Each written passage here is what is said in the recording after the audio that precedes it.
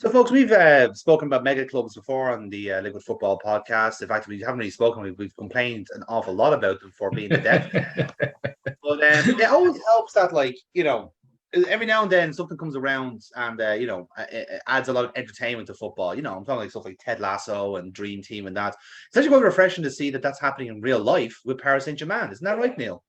It's happening not only is it happening in real life, but it's happening even worse because Ted Lasso isn't staring down the barrel of 4 years in prison. We don't know yet. We don't know yet. In fairness, we have season 3 hasn't come out yet, so we don't know how that's going to go. yeah. They might take a hard left into some really gritty shit. That the final, the last 2 episodes will be him fending off a load of rapists in a shower with a shiv. That would be quite a jarring change from the tone, I'll be honest. I don't know. He managed to crack a joke about it somehow. Yeah, exactly. So Neil, you wanted to have a very serious adult conversation about how horrible PSG are. So tell me, where do you want to start with this? Because there's various different tentacles to this Lovecraftian horror.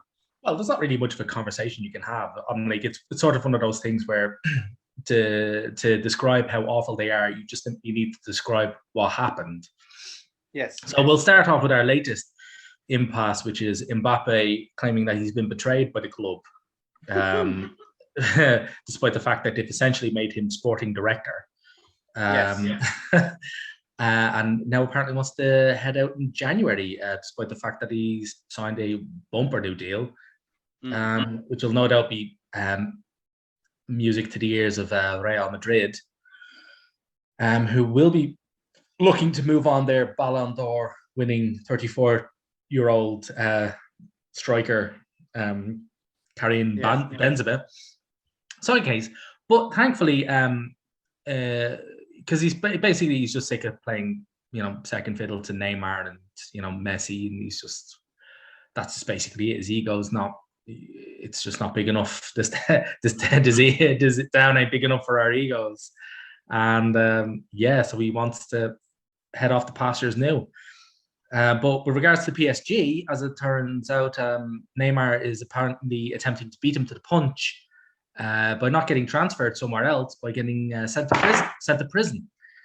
Yes. So, actually, Monday this week was the start date for the Neymar 2 trial. Where him along with a few other people as well are facing accusations of corruption and fraud. So you're thinking, well, how'd you get a sentence to fraud when you play for PSG? Well, it's nothing to, the charges themselves have actually nothing really to do with PSG. It's due to his transfer from Santos to Barcelona in 2013. So there's a curious thing in South American football where companies go in and they scout these young starlets, that they're primed to hit the big time, and they buy portions of their rights. Okay, so say you buy like 30% of fucking Neymar and he goes for 20 million. Well, you get 30% of 20 million when he goes. And that's pretty much what happened here. So a Brazilian company called DIS, I don't know what that stands for now, by the way, they own 40% of Neymar. They bought 40% of Neymar's rights in 2013. So when he was transferred from Santos to Barcelona for apparently 16 million, their payment was 40% of 16 million.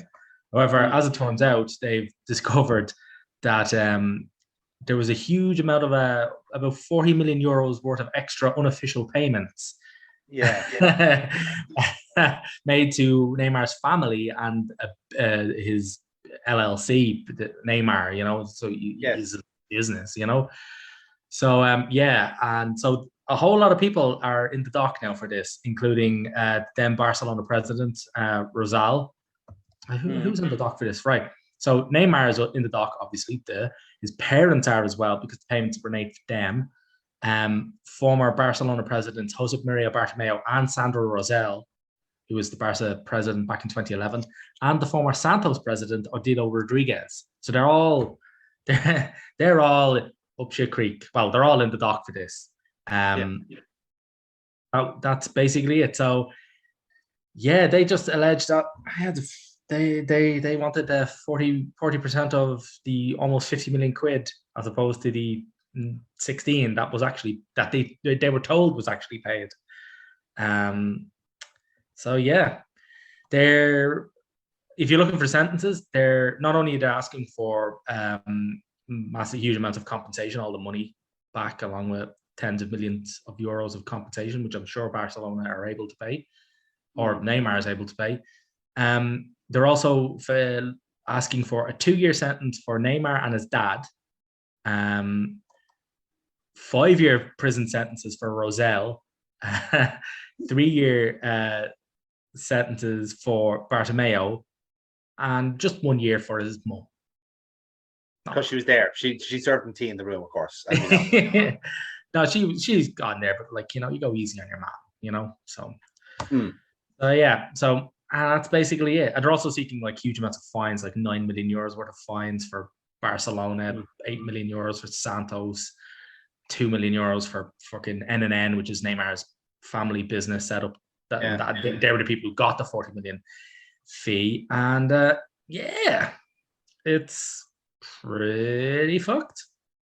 Yeah, it's mad. Like, I remember, like, this came out a while ago anyway. Like, I know there was people identified in the case already for Neymar's transfer, because, like you mentioned about the shady kind of third-party ownerships that are kind of really weirdly commonplace in South America, to the extent where like it's kind of accepted.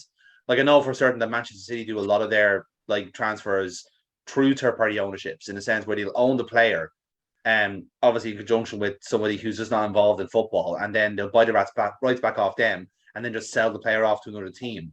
Like, it's kind of the way, like, how, like, I read somewhere like a lot of the players that's playing La Liga are actually owned by the City group, but then are sold to the club whenever they fancy it, essentially. It's also yeah, pretty much. Alvarez on the cheap, you know. Yeah, it should be stated as well that buying third-party ownership is now illegal. FIFA have made it illegal since 2015, but obviously this was prior to that. So FIFA kind of like had an amnesty. So if you own if you had third-party ownership in a player prior to 2015, they were allowed to actually keep those stakes. You know, so yeah. Neymar's camp basically they're because it's being tried in Spanish court. And so Neymar's defense is, well, basically, you know, there's no jurisdiction here because these apparent crimes occurred. They don't even really state any kind of innocence. They're just like, you know, this is a Spanish court. It's no jurisdiction over what happened in Brazil. Yeah. So yeah, that was it. That's the thing they're going with. That's the defense. I love that is essentially the legal equivalent of like, I shot you. No, you didn't. It's like, I did. No, you didn't. No, you didn't. It missed. It was like, that's bollocks. Like, yeah, but like I'm not even necessarily surprised at that, but it's also a very kind of like weird window into the world of Neymar, considering like this is coming from a player who's owned by the Qatari royal family. He's like, even then he's been owned ever since. He was actually technically owned by his parents, then owned by Santos, then owned by Barcelona. Like, it's such a strange existence for him, you know.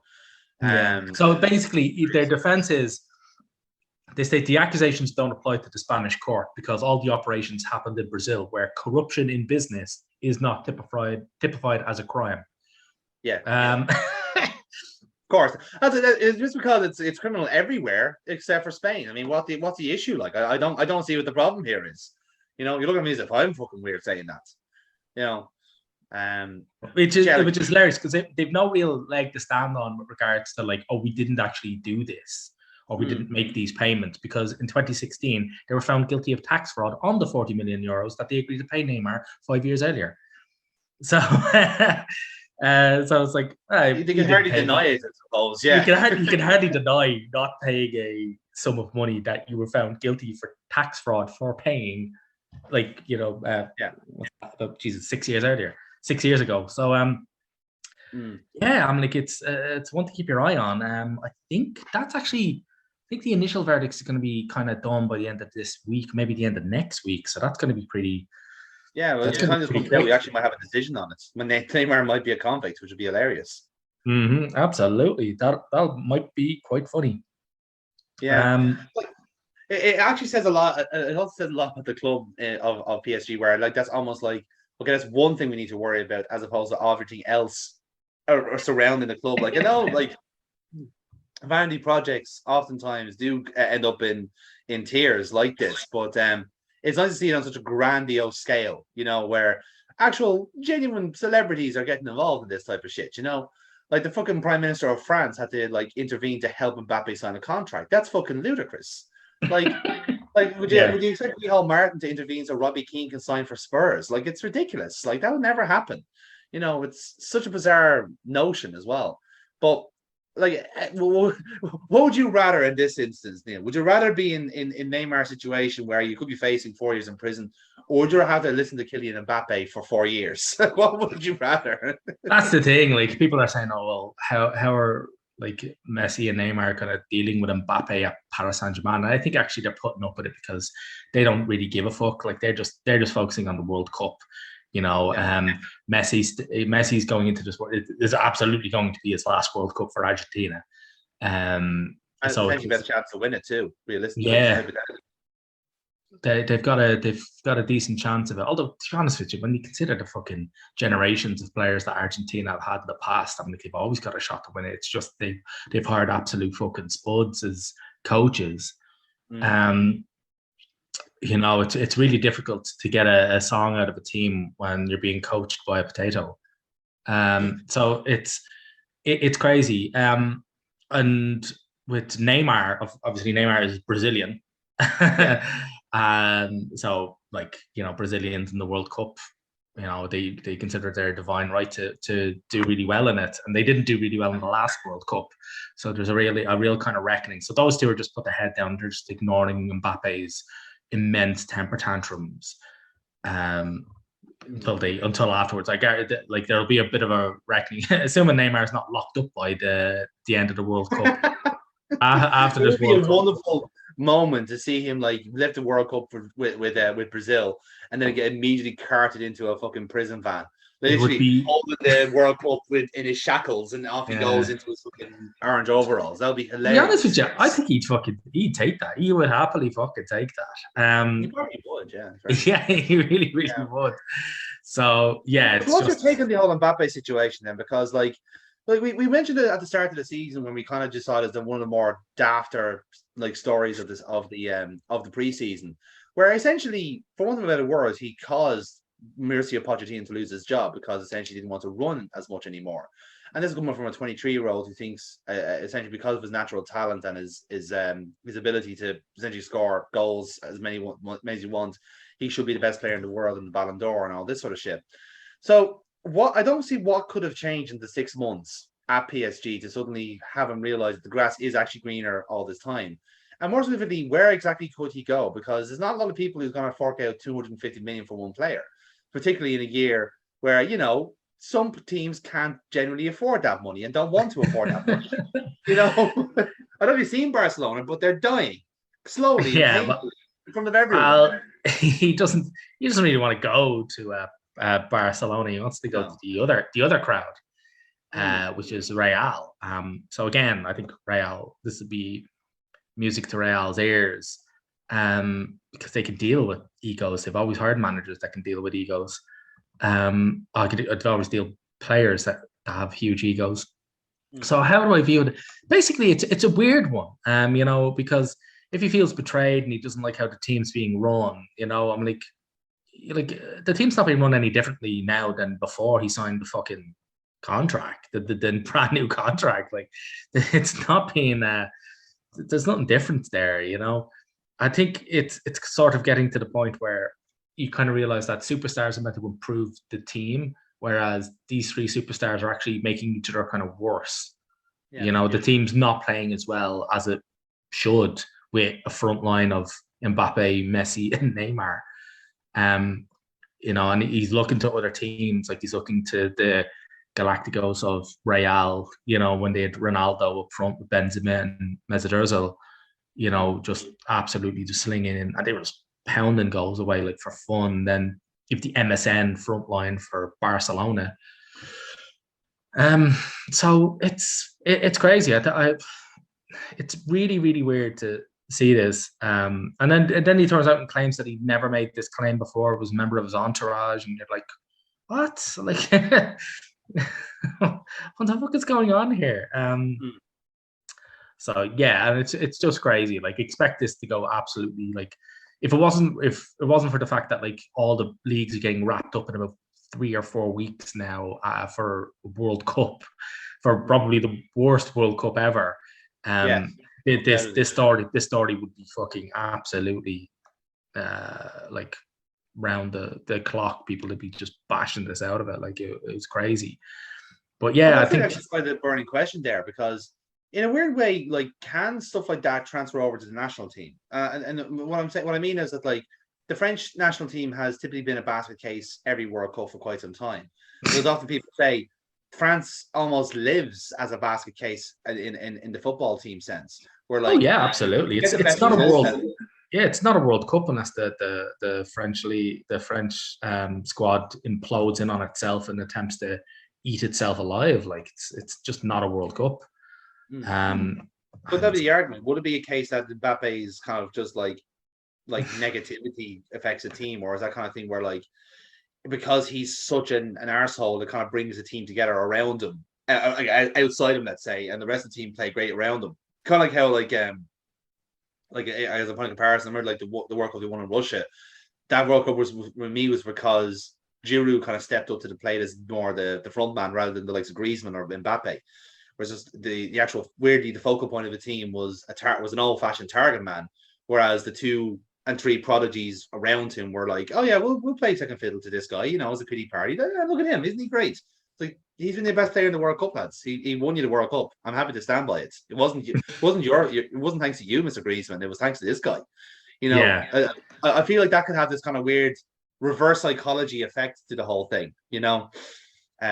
Maybe the same with Neymar. Like, it's probably the case where, like, now that Neymar is like potentially going to juvie, essentially.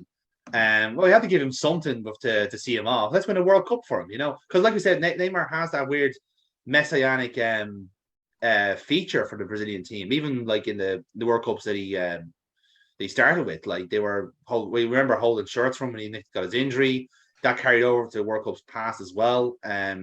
Like, it's this kind of weird spinning of the story, if you like, that Neymar has to win a World Cup for Brazil, and it's that kind of weird patriotic duty he's been given to himself. Not even given to himself. That's the Selecao. That's Brazil world. It's Brazilian football, which is an unbelievable hotbed, and it's a World Cup, which they do see is that they're having a divine right to, and they should do it. I mean, you only need to look to Gabriel Jesus. I mean, Gabriel Jesus is the centre forward for the Selecao. And there is no more of a pressure position in world fucking football than playing centre forward for Brazil at a World Cup. And that's pretty much it, But with Neymar has the ability at times to kind of just shut down his ego and play for the team. In fact, actually, one of the main reasons I believe that they crashed out of the last World Cup quite badly was because he went all virtuoso. He stopped playing alongside. He stopped being a good foil for Jesus, because Jesus just plays a good target man kind of thing. He likes to lay it off. He runs. He helps stretch the defense. He helps occupy defenders, and he allows Neymar to basically play his game. Whereas midway through kind of the bad World Cup, or the last World Cup where they went out quite badly, is Neymar stopped doing that. He stopped playing for the team. He started trying to virtuoso do it all himself, and that's when they crashed out. That's when it all went to shit. That's why I think Jesus was unfairly maligned from the last World Cup, because people always go, oh well, he went through that and he never scored a goal, and as I pointed out, the guys who won it at the centre forward, they didn't score a fucking goal. So that's just it. I think it remains to be seen whether or not Mbappe can do that sort of compartmentalization of his ego, or whether or not the fact that he is the Don at PSG will carry over to the national team. It doesn't seem to have done in previous tournaments, but that was he wasn't the de facto sporting director in those tournaments, whereas he is now. So if you're PSG in this situation, then you have these players that are in a kind of a stick or twist situation because, like in reality speaking, like Messi's not a great fit for PSG. Like he was kind of there because from almost necessity because Barcelona needed to sell. Like and I'm sure, no doubt, if you gave the choice, like Messi would go back to the Titanic that is Barcelona if he wanted to. Likewise with Neymar, we don't know how like real life's going to interfere with his situation, and with Mbappe, he's kind of like very clearly wants to leave the club and is getting booed by French people on the street for as a consequence. So if you're PSG, then what do? Do you shuffle your pack then, or you just try and keep some of these superstars together to tilt for the Champions League? Because, like I said, like the Champions League is once again another very competitive field, but I wouldn't rank PSG high amongst them. Straight, weirdly enough. No, well, what you do is Paris Saint-Germain is you're fucked. Is well, you can't get rid of Mbappe. Well, basically, is you hope Real take Mbappe off your hands. Well, here's what they should do: they should get rid of Mbappe. This is like a shag, marry, kill of football, is it? Sort of. Messi, Neymar, and Mbappe. Yeah, like kill Neymar. Kill Neymar or send him to prison. That's it. But getting rid of Mbappe is definite. It's very clear that like he's gone full Macbeth. His ego runneth over. He's unworkable. If you really want to keep a superstar, out of all three of them, you keep Neymar. He's the one who had the most potential. He's the one who's going to get you places, and he's the only one really with any resale value. I mean, Neymar doesn't really have any much resale value because he's a fucking head case. But if they can get Real to take him off, so yeah, you get rid of Neymar. You get rid of Mbappe, keep Neymar. Ask Messi if he wants to stick around. If not, send him back to Barcelona and thank him for his patronage, and build a whole team around Neymar. That's just basically it. Is there a conversation that with PSG in desperate need of superstars would opt for a free transfer for Ronaldo? If it's a case that Mbappe is going, they need to replace him with a superstar. Well, you can get a superstar, just don't get a superstar that plays in the same fucking place as all the other superstars. That's the problem. I don't think they got that memo somehow. It's like, I'm like, 6? The fuck is it number 6? Yeah, that's the thing. I mean, they probably need to add to their defenders. They definitely need to add a centre back. Apparently, one of the Mbappe's demands was a number 9 for him to play off. I'm like, if you get rid of Mbappe, you still need that. There's lots of really high quality superstar number 9s floating. Well, not lots of them, but there are high quality superstar number 9s that Neymar would play really well off. And they'll need to sign something to bolster up the midfield. Like there's superstars wherever you can look. It's just you don't need them all the way up front. Like you don't need. They've just bought all their superstars into one fucking area, and they all play the same kind of position. You're just like, this is terrible. Like that's awful. Yeah. That's fair. That's what you do. You build it around. What they should do is build it around Neymar. What they will do, what they're probably going to do, is let the whole thing disintegrate because they're absolute cabbages and they don't have a fucking clue what they're doing. They're just really, really hoping that they can just gather as many superstars as they can. They're basically trying to do a kind of Galacticos Real Madrid style thing, not realizing that Real hired managers who could deal with all this shit, and obviously didn't make any of the players de facto sporting managers, the directors. Yeah, that has an issue as well to it. That's it. So that's what they're going to do is they're going to watch it burn. But what they should do is cut off the fat and build around the one real proper asset they've got, which is Neymar. And like get Neymar a proper coach. Get a coach that's going to drill the petulance out of him. If you get me, get a coach that's going to look at the fucking Troy Abbey acting and go, no, you need to stop doing this. Like, you need to stop taking your fucking sister's birthday off. Like that's no, you just, don't have a reoccurring ankle injury around March. Exactly. I'm taking your passport off you. There's no other way around it. I'm sorry. That's it. Like, that's what they should do is build around Neymar, but also get a coach in and imbue that coach with complete autonomy. Turn around to that coach or coach and a sporting director combo if you want to go that route. and just go, right, we'll give you the money, you get the team going, and we don't care, and just stop taking Neymar's calls and stop overriding your own fucking head coach. Yeah, that's what they should do. That's not what they're gonna do. It is. I love when we speak so sensibly about PSG when they are just the most unsensible possible club. Well, it's easy. They're kind of like the craggy island of sensibility, in that if you want to know what sensible action is, just go away from them, and you're generally heading in the right direction. Yeah. Rule 1, don't be owned by the Qataris. Rule 2, don't let players run the club. Rule 3, sack Pochettino. Wait, hang on. Who wrote this in? Mbappe. Yeah, it's a basket case, isn't it? Sell Neymar. No, Mbappe. We're not going to be doing that. No, we're not doing that. No. I love the idea of somehow and throughout all this chaos, Mauro Riccardi sitting on the bench going, it's my time to shine. Next day, Ronaldo. Shit. I'd fold again.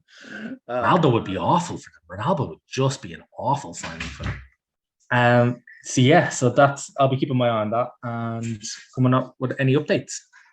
Yes, more on the story as we get it, which will probably be the week this comes out, to be honest. If there's a Law and Order sting at the end of this video, you know what happens. That's all we can tell you, folks. More on the story at 9. Absolutely. Yeah.